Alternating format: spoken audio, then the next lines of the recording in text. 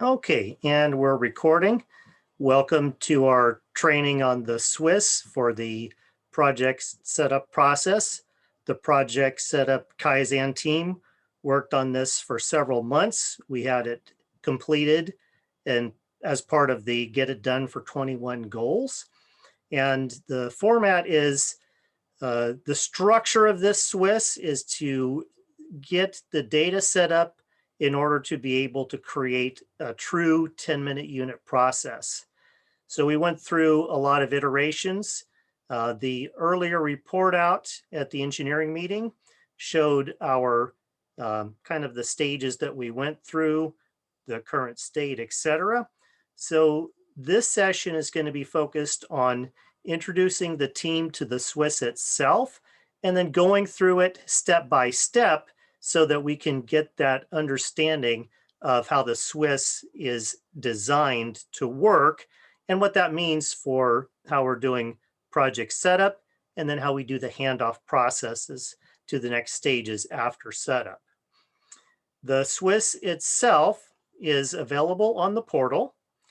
It lists out the 6 stages of the SWIS, but the actual step-by-steps are embedded in the Word document. So I'll bring that up and we'll go through those stage by stage. Pedro is going to start us off on steps 1 through 3. So Pedro, take it away. Hello, everybody. All right. So, as Bill mentioned, our SWIS is made up of 6 steps. The first one is general information and setup for prototype units. So the main thing in step 1 is gathering information and getting ready to start creating prototype units overall. So the first step is using the production matrix schedule project setup process 8 weeks prior to metal takeoff. We will create a OneNote page from a template where all information and questions will be located. OneNote will be used by the setup team. Handoffs will be documented on job Trello board. So there's usually some information going back and forth between drafters and PCs and PEs, and usually all of that information gets resolved, any issues, so it will stay in OneNote unless it's something that will need to hand off to a different stage. Then that information will go on the job Trello board. We want to make sure that everybody stays on the job Trello board and uses only one location for all this information. We feel that this information that's on OneNote will only stay in the setup stage and doesn't need to get forward to everybody that's working on it, right?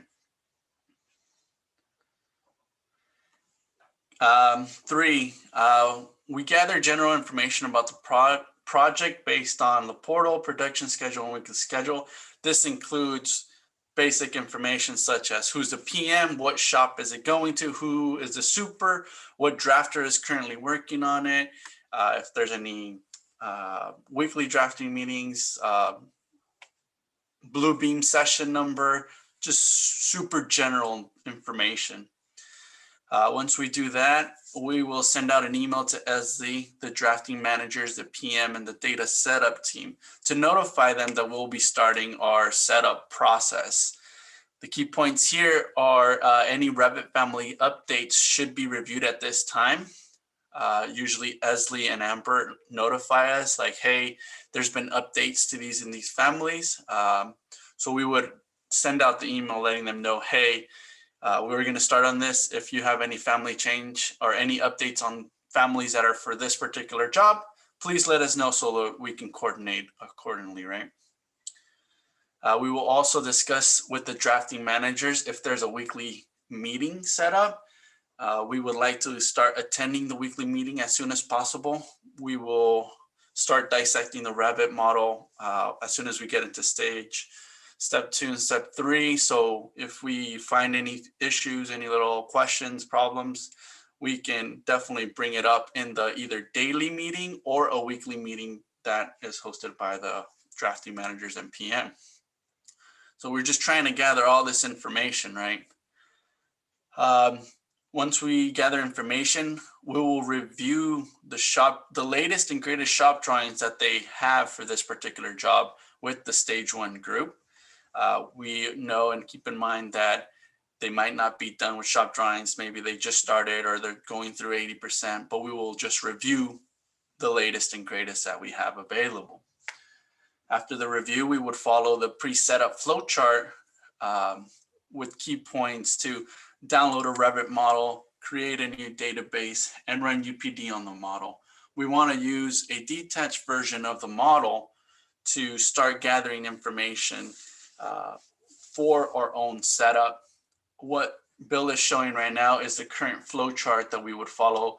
There's a lot of mini steps inside this flow chart that we use.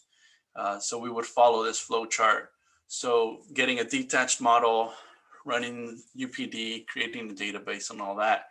Now within this step, if applicable, we would actually use a copy of the PMU database if there's a PMU that exists. We want to make sure that we keep that same database as the PMU, just in case we are using break shapes, anything that needs to keep with the same mark number. So we would want to keep using that same database over and over. And then also add any Revit resource details as required. So now after downloading the detached model and running UPD on it, we would open the intersection report from Revit. We get this intersection report from Revit, and we run a macro to compare how much data needs to be created versus what is made. So it looks at the server.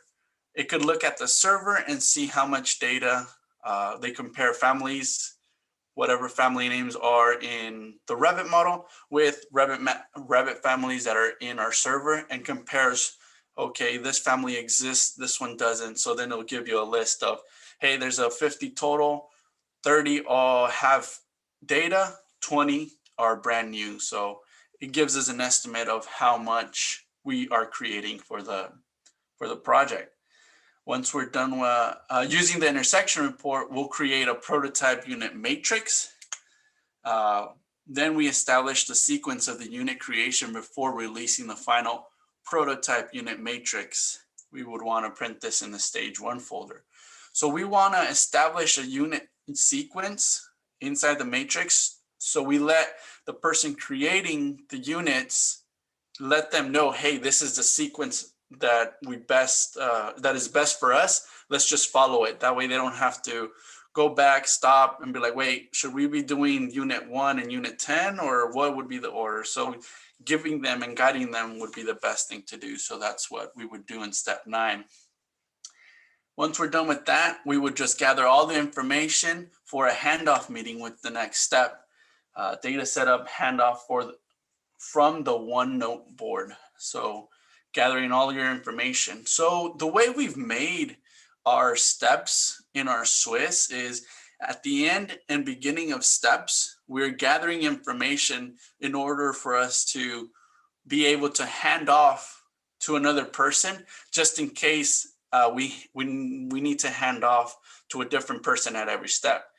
Now, if it's available, maybe the same person could do more than one step at a time, which we wouldn't need a handoff meeting, but we made it to where if there's a different person at every step, we'll have a handoff meeting right before someone starts.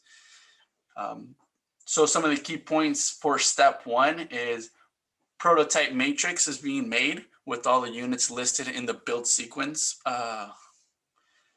Then the intersection report is also created, and we study that very well. It gives us a lot of information of what's in the model. If there are certain areas in the model that aren't modeled yet, the intersection report can't determine those areas. So it will only gather information from what is modeled in that detached model. And 3, we would like to use the PMU data database if available. One of the key points about using the PMU database is that the logic of how the project should be set up has already been established by going through that PMU process. There's been some back and forth, some discussion, working things out with the project manager and the drafting team so that we've got a firm understanding of how the parts and pieces go together. That's why the PMU as the base would be our first priority. I'm sure a few of us or a lot of us have heard the saying, oh, what did we do in the mock-up? So that's what Bill was emphasizing. So then for step 2, after gathering information, we're creating data. This is the data that goes in the actual database. So the first thing is to have a handoff meeting with step 1.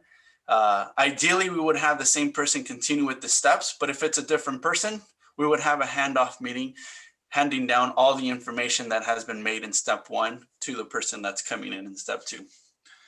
The second thing to do is to look at the server data and update per current standards before building new data.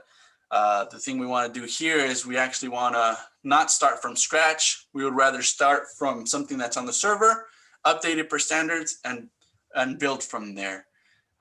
Some of the server data is out of date, and we're currently working on trying to update everything. So that's why we said that this step is really important, because there's been new standard updates and not the entire data has been updated. So first grab it, make sure it's up to standards, and then you can build from there. 3, standardize any applicable PMU data as needed. We also see that PMU, sometimes the data there is specific to the PMU. What we want to do is we want to grab that information, assign it a real family name, because during the PMUs, we rarely have a Revit model and Revit families. So we want to apply a Revit family to the data and then standardize it as well before using it. And then 4, use the intersection report to start data creation process. Key point here is to make sure you standardize existing data before creating new one. We don't want you to create data from the server that's out of date, and then later on now you have to standardize and update everything that you've created. So that's pretty much step 2. You're creating data using the intersection report. Now step 3, you've created data. Now what we're doing is we're actually creating the prototype units. We're validating all this data that we created in step 2. So same thing, step 1 was always to have a handoff meeting with either step 1 or step 2. Ideally, in the recent projects, we've had one person do step 1, 2, and 3. So if it's the same person, like I said, no handoff meeting needed. But if there is a different person, we'll just transfer all the information over to the person working on step 3. Step 2 is to attend weekly drafting meeting to provide feedback. Review any Revit items that need attention. Keep in mind that drafting might still be working on the model and have not gone through model check. Just because they are still working on the model doesn't mean you can't give feedback.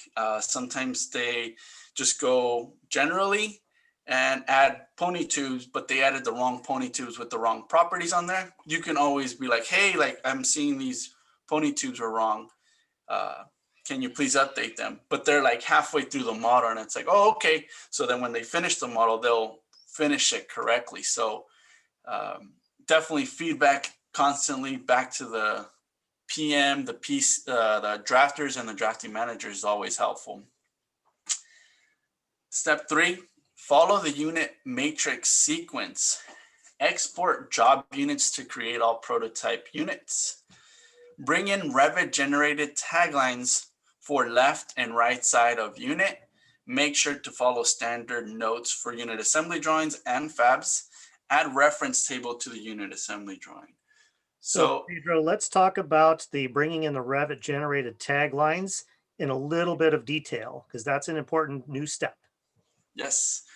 So as some of you guys know, or everybody should know, we had a prototype stage before this. Now what we did is we just put this prototype stage on steroids. There's a lot more. There's more information, more setup to do in this stage one. So as we see here in the prototype units always consist of the left and right mullion respectively, I guess you can say. So if it's a left vert, you would do the right vert of Inviso vertical. If you do the left side of a 90-degree corner on the left side, you would do the right side of that 90. If you do a left jam, you do a right jam. So we get the point, right? So when we say export job units, before when we started doing the prototype stage, we would manually create taglines to bring our unit together and build it. What we're doing now is we're actually exporting units from the job to get taglines, real taglines that are being read from the model when you export. So now we're getting real data from those taglines, and then we're validating our data that was created with those taglines. What we do now is we look at the units and say unit 1 has a left jam and a vert, and unit 2 has a right jam and a left vert. So now what I want to do is I want to bring the left side of 1 and the right side of 2 to make my prototype jam to jam. So that's what we mean by bringing the left side and the right side of units. So all that coordination is being made in the step 1 when we're creating the prototype matrix. We look at all the units and it's like, hey, unit 57 has the left side that I need, and unit 63 has my right side that I need. Hey, export these 2 units, grab the left and the right, bring it together, and that's going to be your first prototype unit. That's one of the big keys that we've been emphasizing, to export job units as soon as possible. We find glass bites that are wrong right away, setting blocks that are wrong right away. We find pony tubes that are the wrong size. Anything and everything that you can imagine. Just by exporting a unit, you can find things. When before we were doing everything manually, we weren't really opening up the Revit model. Sometimes we would create data for a manually created unit, and when we did the export and ran UPD on that exported unit, our data was different and it wouldn't work for that exported unit. So now what we want to do is we want to make sure everything is in sync and working perfectly fine. Any questions so far? This stage that's adding the reference table to the unit assembly drawing, that's a little chart that's telling us, like Pedro mentioned, which units were actually brought in to create that left and right side. So as the PCs, when we're going through this, we can easily reference where did that tagline come from, and we can validate it based on that specific instance. So if we do see anything, we can create that feedback loop with the drafting team and get it corrected before it gets into model check. That is correct. Cool. Another big step that is gonna be implemented is implement shop use break shape logic. We are going to meet with the break shape team to discuss what parts will be created by the setup team and checked by the break shape team. Setup team to create fab tickets for break shapes in steel, add AP notes on associated fab templates.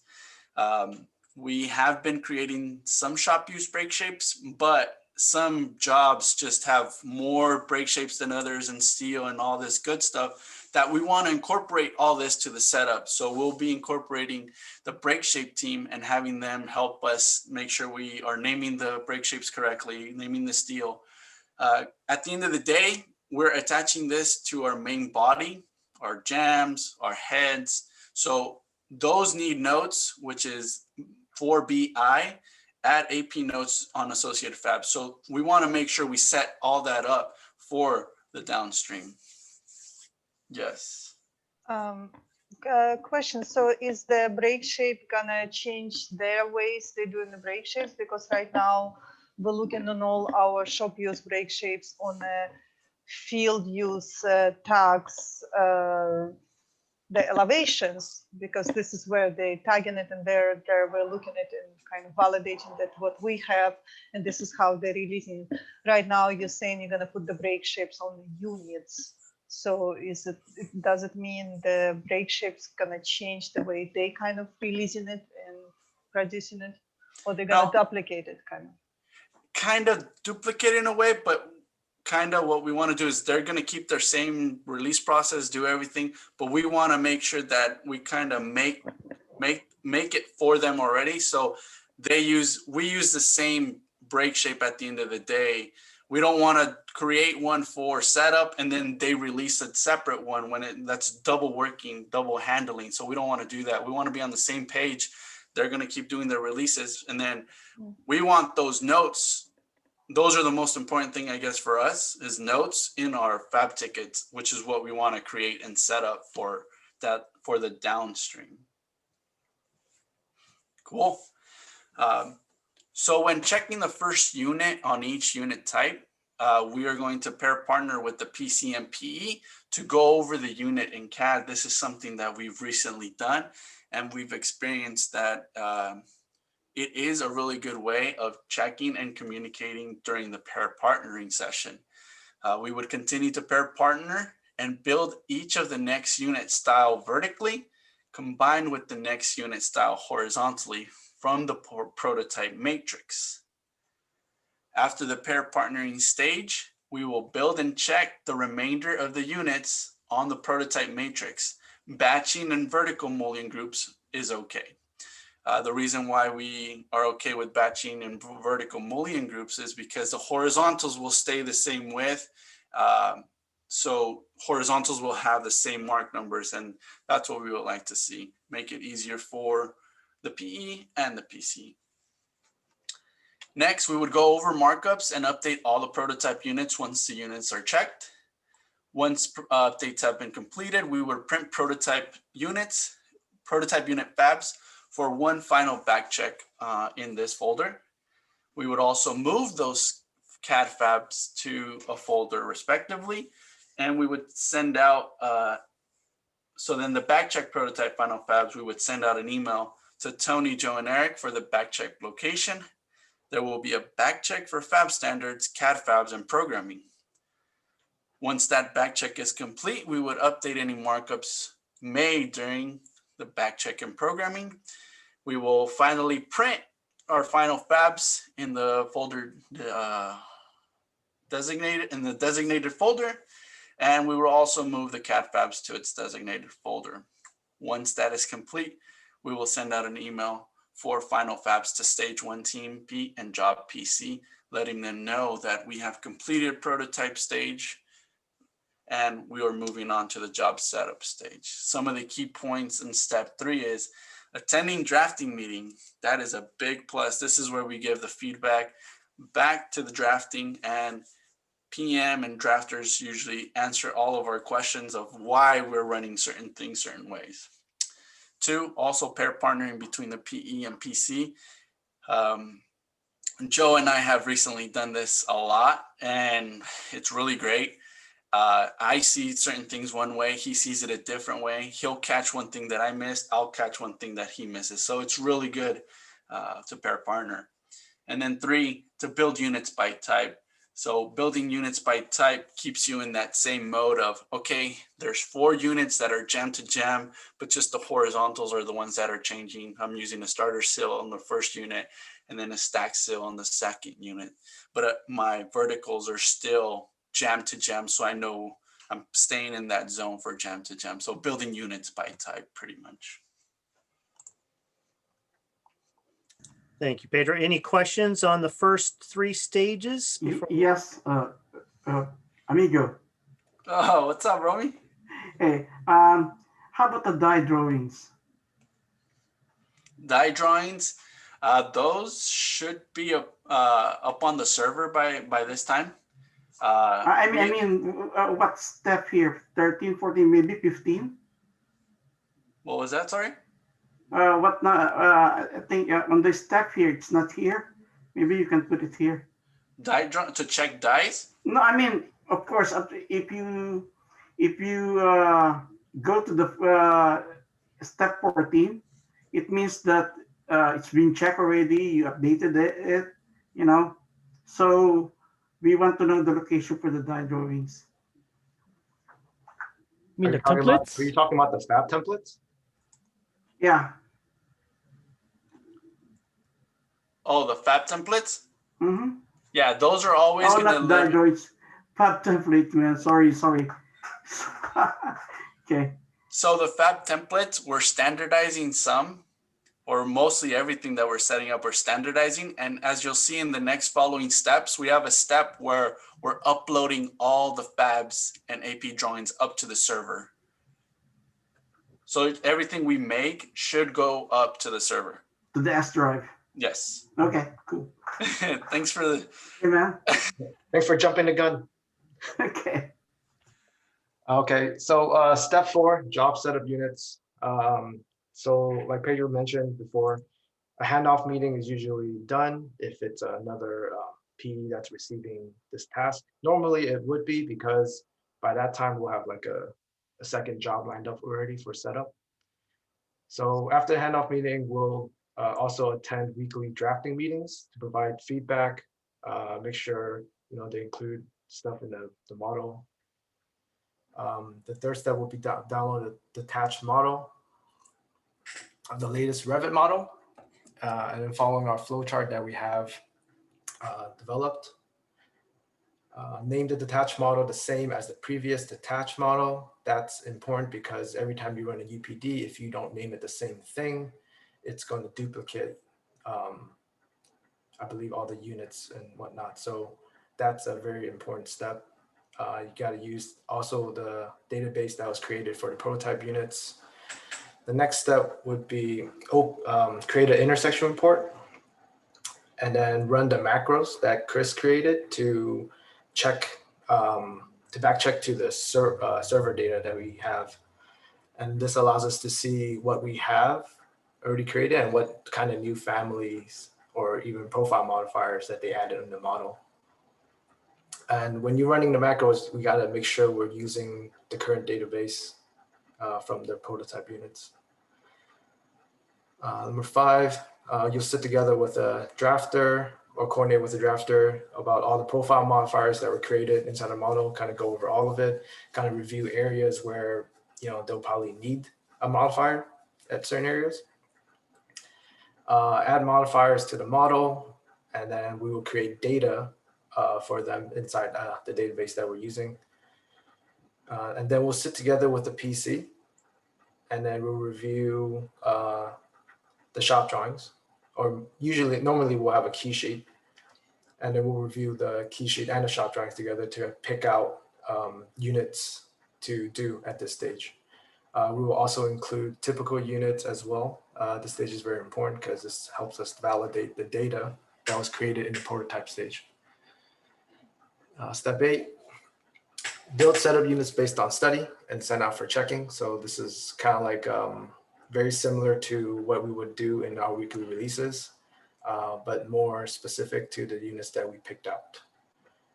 So usually we'll pick out a lot of like transitions, doors, and job units with like generic models like sunshade brackets, special hook lugs, maybe some like adapters or something like that. And then also with modifiers. And then once you send out for checking and you receive it back, go over markups, update the setup units accordingly, print out the units for back check. And then this stage we'll do the back check, Tony, Joe, and I, and then update any markups made during the back check. And at this stage is the important part, is upload the data and fabs and AP drawings to the server. After that, we'll print out final fabs for setup, very similar to the prototype, but that has its own special folder, kind of like its own release. Send out the email to stage 1 team, Pete and PC. Create profile modifier database for the job and place it in the job takeoff folder. Transfer any information that is needed in the future steps from OneNote to Trello board. Kind of want to go back to step 16 real quick. you may wonder, like, what is the profile modifier database? And so we don't, profile modifiers are usually used because it's one-offs, right? For specific for a job. So we don't want to put those kind of data onto the server because, again, they're one-offs. So that's why it's critical to upload all the standard data that we generate to the server, and all the one-off data is generated into its own special database. So key points: validate rules using units from Revit. So that's a very important one. A lot of the only thing that was validated in the prototype stage is just really bringing in the vertical tags. Everything else is kind of made somewhat manually. So at this stage, just validates our rules, meaning we're doing combinations, right? We're doing derived uses and fab tickets. Create data for families that are missing. So a lot of times we, at this stage, they also add possibly families or add modifiers to the data. So we had to create, missing data at this stage that wasn't encapsulated in the prototype stage. Identify all profile modifiers in the model or unnecessary modifiers in the model. Build unit conditions that were not captured in step 3. Upload standard data and fabs to the server, and then create a profile modifier database for metal takeoff. Okay, thank you, Eric. Any questions on step 4? I have kind of a broad question. So this next one in parentheses says the week before metal takeoff, and this whole thing starts 8 weeks before. So does that process from beginning till now take about 7 weeks generally? It might not take that long. It depends on how many things we need to build and develop. Since we're building the job units, we probably do want to do those as late as possible so that the model is fully formed as much as it can be, so that we can capture as much data as possible. That's the key in order to make all of the data set up so that we can do a good 10-minute unit process, so that we don't have a bunch of things that we need to build in the units by week stage. And that 8-week time frame is just us setting a timeline or a start date based on the new drafting Kaizen goal, which is 8 weeks to model and then 4 weeks to develop shop drawings. So we're thinking once the model is done, which is in the 8-week time frame, they get 4 weeks to do the shop drawings. So that's 4 weeks shop drawings, and those are usually 4 weeks before metal takeoff, which is why we had that 8 weeks. So like Bill said, it may not take that long. It's just the start date that we decided on, because that's like the earliest that we want to go into and do our job. Okay. All right, step 5. Can I have a question about step 4? Sure. Yeah. So I haven't seen yet the job where we were able to do step 4 before metal takeoff, which is kind of like its logical place to be. I mean, I want to see how, like, once we have it, because we didn't have it yet. Yeah, unfortunately, a lot of the jobs we've been starting, not the 8 weeks time frame or 6 weeks. And even if we did start it around that time, a lot of things change in between where it just causes a lot of roadblocks. It's very good idea, kind of where to have it, but yeah, realistically speaking, like. Yeah, because I know what you mean. Like when it gets to your stage, there's a lot of things that wasn't really validated. That's why we think it's really important to have the stage, but unfortunately we couldn't achieve it yet, at least the past few projects. No, you probably will be able to do it on this Southwest job because you kind of own it quite early, right? Yeah, we're starting the doors already, so we're getting exposed to some of the dies at least and everything. Hopefully you see it for UCI, COHS. Yeah. Yeah, thank you. Okay, step 5, handoff to metal takeoff the week before metal takeoff. So step 1 is basically the PE that was working on the previous step attends the pre-takeoff meeting on Tuesday. Carlos will forward the meeting invite. Step 2 is the handoff meeting to metal takeoff team on Wednesday, the day after the pre-takeoff meeting, which will be a more in-depth discussion of uh, the issues and things that the PE came across during this handoff. They'll run in the intersection report and note any families that are not included in the data setup. And step 3 would be document any changes after setup to metal takeoff. So the key points to this is that the PE that attends the pre-takeoff meeting can go over any issues such as uh, any transitions they went over and they just to keep a close look at during takeoff, maybe finishes at certain areas are varying or even hook lugs and certain areas are field use and so for takeoff to kind of just keep a close eye out on, and that'll um, go into the handoff meeting towards the metal takeoff team the day after. The other key point is that they'll meet with to go over the missing data that um, at that point that we didn't cover yet because it's pretty hard to keep up with, especially for a more complex job.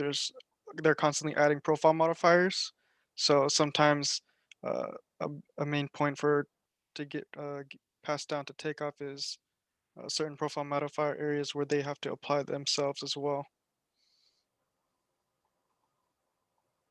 Okay, thank you, Ryan. Any questions on the step 5, the handoff? All right, step 6. Step 6 is handoff to job production team after metal takeoffs and shop use breaks. So this section, a lot of you are familiar with it. This is the section where normally the weekly release team would handle, but we're offloading it to the setup part of the setup team. So the first part would be creating a unit key sheet. The database will be in the J drive, and for a Revit based project where we have to go open it based on the version, you can find the version on the Bluebeam session IDs. They normally have the Revit version listed there. You cannot open the job file directly because it's not a local file. If it's a 2020 project, your BIM 360 projects will be shown below. If it is a Revit 2019 project or below, it will be on a BIM 360 on the left side of a window. These are just the steps to open it. This is the same steps to once you're in Revit, you click on the WW Takeoff tab, and under the tab there's a Takeoff browser. You want to open it and refresh it so you can see the data that's inside the Revit model. Go to the View tab and click on the default 3D view. And once you have the full 3D view of the building, you want to click on the Units tab in Takeoff browser and select all units. And then select the click on the Scope button. So it'll highlight all the units that you've selected on the model. And from there, there's a properties window where you want to change the unit number to UXXX and then press apply. We want to reset the reason for that is we want to see if there were any family changes in the model since the last time they ran UPD. And so we want to renumber those units. If there wasn't any changes and you compared it to, like, say, the glass takeoff, then the numbers won't change. But if they did change, then you'll see higher unit numbers. Then that's when you run the UPD and then sync the model. You want to review and rename any unit numbers that may need to be unique. For example, bolted units. You want to add the L and the R suffix at the end of your unit. Once you rename that unit, run UPD again, sync, and actually don't save. In the Takeoff tab, you want to print your key sheets. Use pick specific releases and click all units. And then the naming convention is the job number underscore, the job name underscore, and then unit key sheets. And print it into the Takeoff folder for the job under job drafting Takeoff. After printing the key sheets, we want to upload a palette schedule to the server so that the server gets all the, when you look at the portal, the PM and the shop can see, or the field can see the latest unit numbers. You want to filter for the entire job, set your filter to all units, and in the elevation info, make sure that the group is assigned to unit and not to something else like one. Now that after we upload the palette schedule, we want to upload the key sheet to the Bluebeam. So open the Project Key Sheet Studio session at that link, and then click that icon to upload the key sheet that we just printed. The Studio, select the desired file, and it should upload. And then open the original PDF that's under drafting Takeoff and apply that stamp under if you go to your WW Tools Fab toolbox, there's under Takeoff, there's a stamp. Then you save it. And then you close it and then right click properties and set it to read only. So the next step is creating a unit tracker. Just open up the unit tracker through WW templates. I think everybody has AutoCAD 2020 by now. And you select that file, create unit tracker, remove all the other filters. So the only ones that you want to keep are the ones that start with a week. And after you create it, it should auto save to the Takeoff folder. It would be the unit tracker and then the job number. So those steps, I think everybody's pretty familiar. You've done it at least maybe once recently for your project. This next part after step 5 is fairly new. It's planning for 10-minute unit process and transitions. So now that you have your key sheets, now that the key sheets are available, that person that's doing the setup, they want to look through the key sheets with the PC and look for units that are not typical, that maybe wasn't covered by the prototype units. You have your transitions and your doors. You can, and then you just, you can write down the unit numbers and their locations. And then you can group units by style or geometry for the building. And then also review mullion set list to identify all the transition units and prioritize sequence of mullion sets for 10-minute process. So on the unit tracker, there's an extra tab. It's called mullion sets. I'm not sure if you guys have seen those, but it's the last tab, and it shows all the mullion sets with all the units for a particular set. And in that list of units, we want to remove the units that we identified as transitions because we don't want the 10-minute process to be working on them. We don't want them to wonder, is that a 10-minute unit or is that a transition unit? Just want to remove it from their scope. So the next, after we finished doing the prep, we want to have a handoff meeting with the PM, a drafter, project coordinator, project engineer, and the setup team. The direct job PE and the PC, which would be the ones that are doing the weekly releases. We want to show them where the Trello board and where the notes are kept, and send an invite to the Trello board who are already not part of it. Just use the Trello board to create a list of items that need to be manually done for units.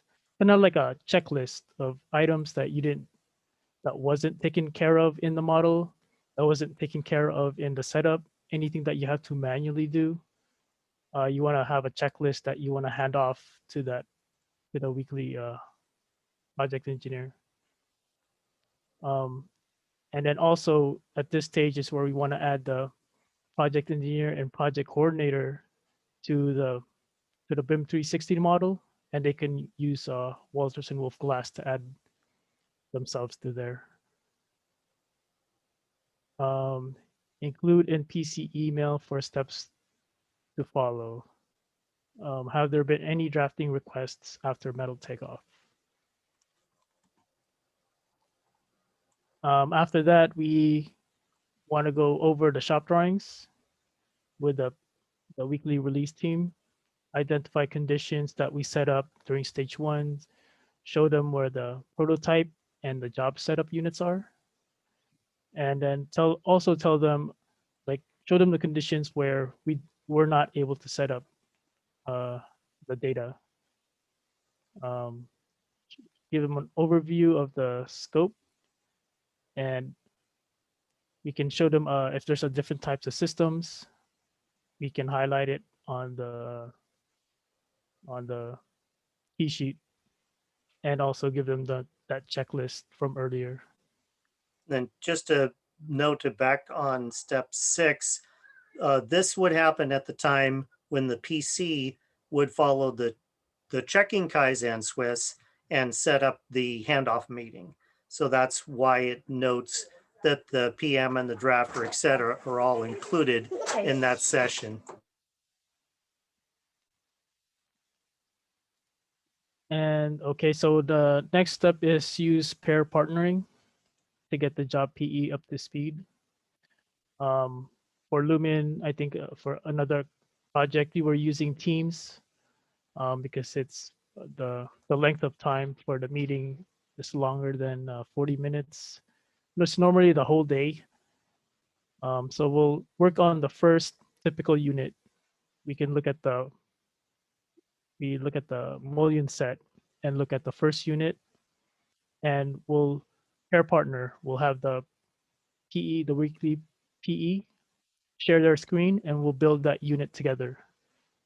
We'll check the dimensions, check the fab tickets together, and look at the unit assembly drawing notes.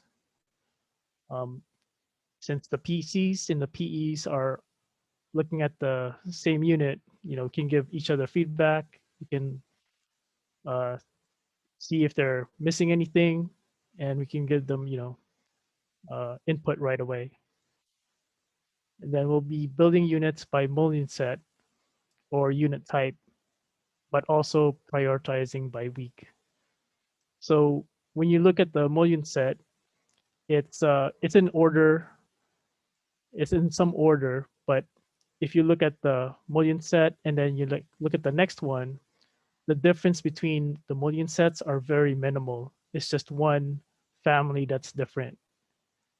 So like the types of the unit types are very similar to each other if you go down that list. before we would just focus on a week, and we would jump, we would jump around on logic as we, go down our units for the week. But here we're not,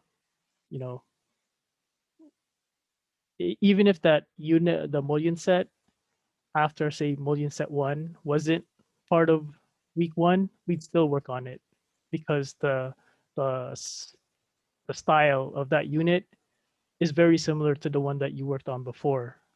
So you don't have to jump around in different mullion sets. You just kind of go down that list. And then after we have a SWIS, it's not complete.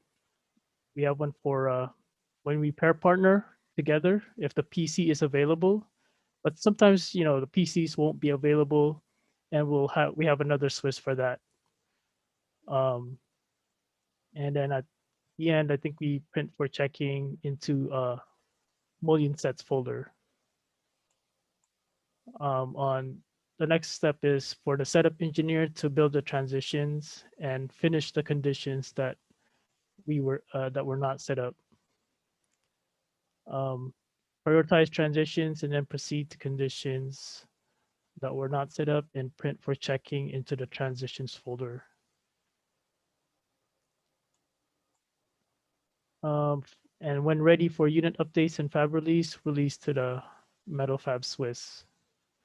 So the key points here is to establish the unit tracker, which includes the mullion sets, create the unit key sheets, and upload to the palette schedule. Also to plan the sequence of units and build units through pair partnering. And for the setup engineer to build transition and finish conditions that were not set up. So when we do the pair partner, we want to sit with them until they're able to do, roughly 10-minute units.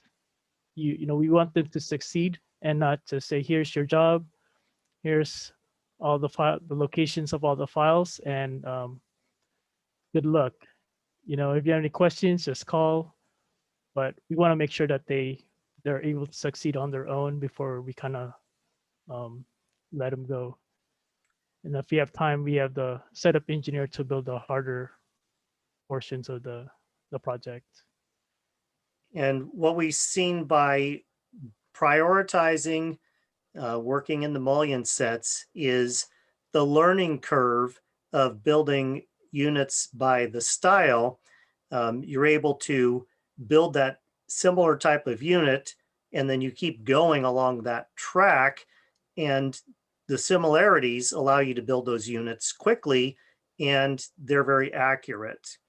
When you start getting into the next type, those small differences are easily accommodated. The slight difference from the visual of how we were checking units by week is that units by week are very much laid out on the key sheets. When we're doing units by the mullion sets, they may occur in a lot of different units, in a lot of different weeks, and in a lot of different positions on the building. But the styles are very similar. So once you've got that style, it's actually very easy to validate that occurrence, even though it might be on a different elevation, is correct for that spot. The checking process is the same, and it follows that same logic of marking off the key sheets. So if we're doing individual units, we do them in that manner. One of the experiments that we're trying is when we're doing the pair partnering with the PCs and the PEs together on Lumen ground floor, we actually built out the units and we checked them in CAD. And when we were, we validated that they all were correct based on the prototype units, and we marked them as finished as we completed them. So we probably did 60 to 70% of the units that way. And then we only had to print that 30 to 40% of the units out to check on the PDF process. So that's a new method of the checking part of it that we'll need to go over in detail with the checking team as well. But a lot of improvements have been introduced in the speed and the quality of creating these units from the 10-minute frame of mind. All right. So you're not releasing it for weekly check-in anymore? Correct. We're trying to do the checking part by mullion sets. Okay. So in fact, if you when Christian was doing the Lumen Towers, he was doing multiple releases at a time. So in 1 week, I think he released at least 8 weeks worth of releases.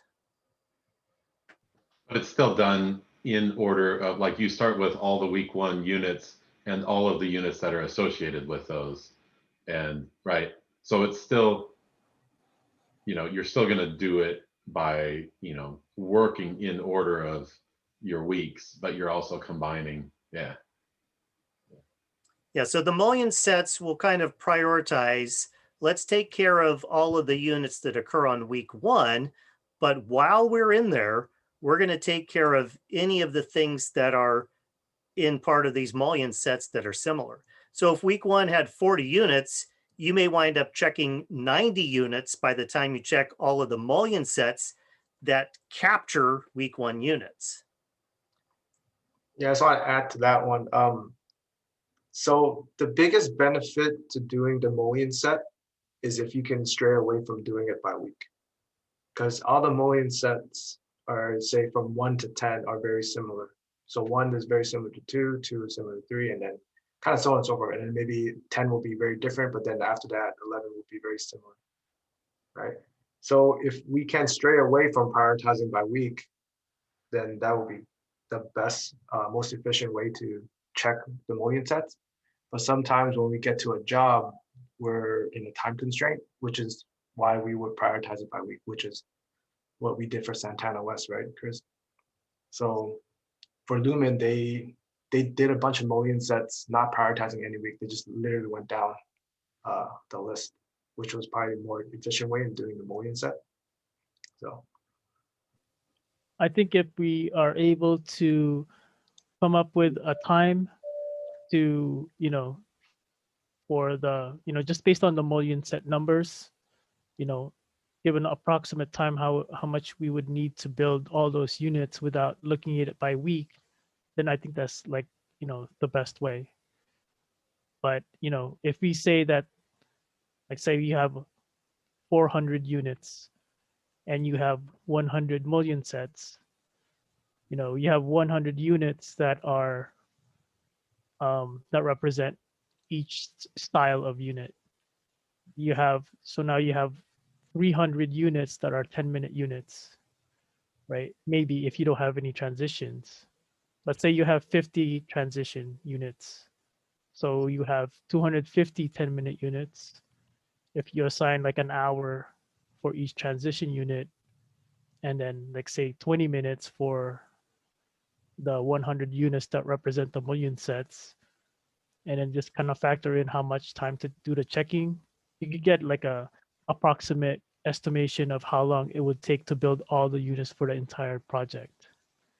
Yeah, I And think when Christian was doing his work that way on Lumen, I think there was a day where he got like 160 units done, which was just astronomical compared to what we've done in the past. And so I think that really speaks to that, to the way that you're saying, Chris and Tony, or Eric, that where you just organize it and work in like incremental mullion sets rather than by week. yeah, and there's also, unlike our current process where we have to build, you know, print out duplicate units for each week, there's no such thing for mullion sets. So you're saving that. Processing, yeah. You don't have to do the extra processing. I definitely like that we're kind of going away from weekly releases because it seems like a lot of processing. And it's like, can I add something if we scroll up really quick? So in terms of the BIM 360, just keep in mind if you came to the job, don't expect it's going to be in that list unless you worked on it before. You have to request it. to be invited to the project on BIM 360. So if you never opened the job before and you open BIM 360, you might don't see it there. So don't forget to request it. And another thing, the handoff to production team.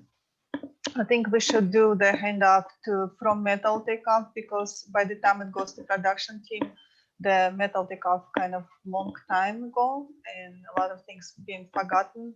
So the metal takeoff, we do the notes on Trello, the handoff notes, and also I don't think it will be every situation when it's like no notes and nothing we kind of pass on to the next team, kind of all these things we skip. So usually what we do the notes on Trello, and we put, I think I put asterisks right now for everything what wasn't coming in. So everything we had to set up, it's either, if it's the whole use, it will be next to the detail in Revit profile, it will be there. In the description, it will be the asterisk.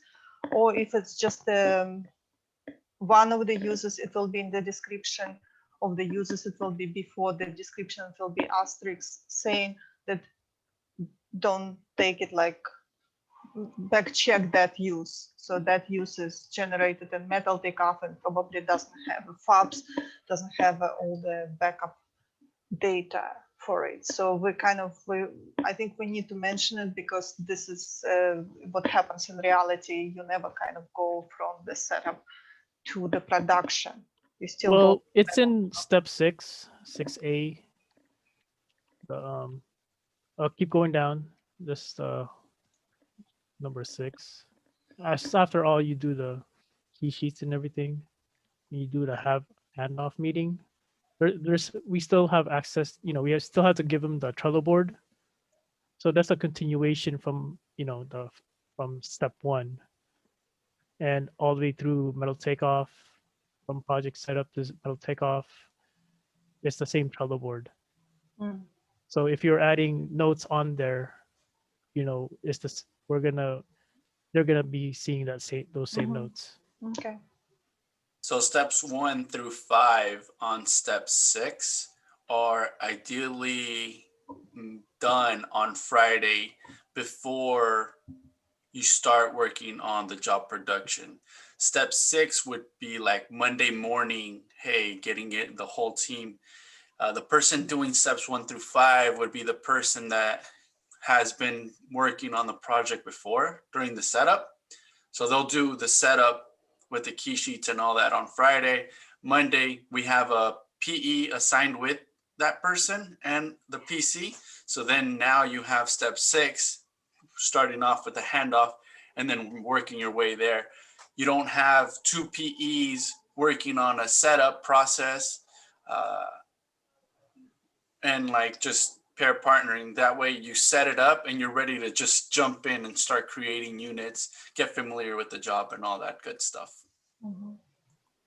The pair partnering also helps a lot with the learning curve. When you're first coming into a job, the pair partnering allows you to get up to speed at a pace that makes sense to bring in all of this job data that's been established already and start introducing it to you so that it makes sense to you, and you can build with it very efficiently and get up to speed at a very quick pace. Mm-hmm. So we're describing like the perfect case scenario, and I guess like right now we just gonna try it out, I guess, since. Well, it's gonna be the future, because if I know it's not like even drafting is not currently set up this way, right? They're still changing they're updating their processes, and so are we. We can't keep falling back to our old methods because it's taking too long. So we're just putting like a desired state on the paper. Yeah, we spent a lot of energy getting this established, and we've practiced it a few times, and we did some PDCAs with our practice. But like everything we do, it's constantly subject to improvement. We can always make everything we do better. In fact, that is our job description, to examine our processes and make them better. We can say we can have 3 jobs under our belt that have done some type of setup, and that setup person has followed through with jumping in when the production team comes in, and then the production team finishing. We have Samaritan, we have Santana, and we have Lumen, right? Yep. All right, we're running pretty long. Thanks for coming to the program today, everyone. Nice job, guys. Thank you. Good job. Thank you, everybody. Thanks, guys. Thanks, Good job, guys.